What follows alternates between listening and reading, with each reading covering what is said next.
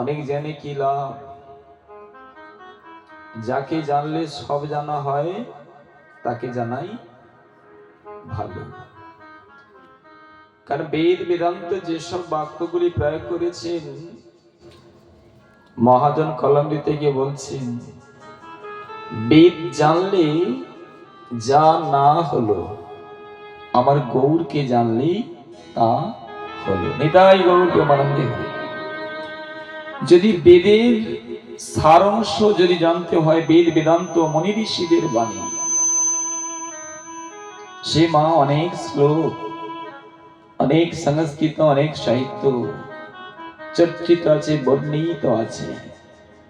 বর্তমান সমাজে আমরা যে শিক্ষায় শিক্ষিত হয়েছি, তাকে অধ্যয়ন করে মনে রাখা খুব কষ্ট,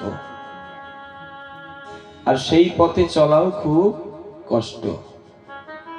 কারণ আমরা সবাই জানি, একটা ছেলের বাবা মা বা দুটো ছেলে হয়েছে, পাঁচটা ছেলে হয়েছে, তাদেরকে গোছ করতেই আমাদের জীবনটা কেটে যাচ্ছে।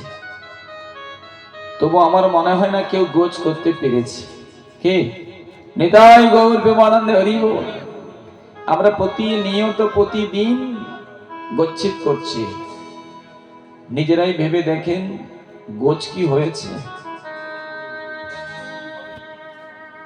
গচ্ছিত করতে পারছি